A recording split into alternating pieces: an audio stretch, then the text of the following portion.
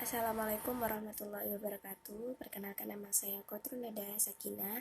Saya dari kelompok 10. Saya akan menjelaskan tentang unsur-unsur paragraf dan teknik pengembangan paragraf.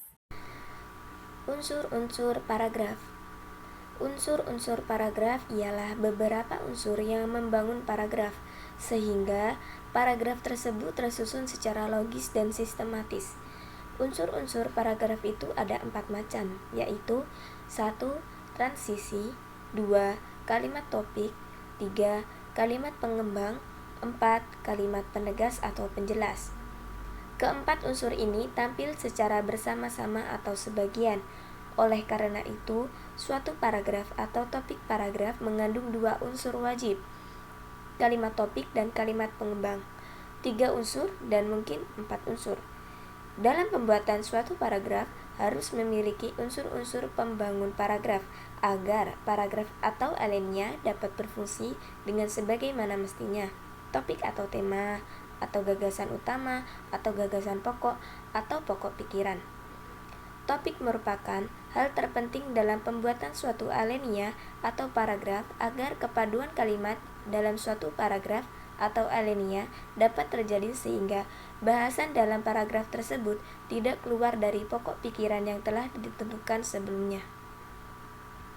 Kalimat utama atau pikiran utama merupakan dasar dari pengembangan suatu paragraf, karena kalimat utama merupakan kalimat yang mengandung pikiran utama. Keberadaan kalimat utama itu bisa di awal paragraf, di akhir paragraf, ataupun di awal dan di akhir paragraf. Berdasarkan penempatan inti gagasan atau ide pokoknya, alinea dibagi menjadi beberapa jenis, yaitu deduktif, kalimat utama diletakkan di awal alinea; induktif, kalimat utama diletakkan di akhir alinea; variatif, kalimat utama diletakkan di awal dan diulang pada akhir alinea; deskriptif atau naratif, kalimat utama tersebar di dalam seluruh alinea. Kalimat penjelas merupakan kalimat yang berfungsi sebagai penjelas dari gagasan utama. Kalimat penjelas merupakan kalimat yang berisi gagasan penjelas. Judul atau kepala karangan. Untuk membuat suatu kepala karangan yang baik, ada beberapa syarat yang harus dipenuhi, yaitu 1.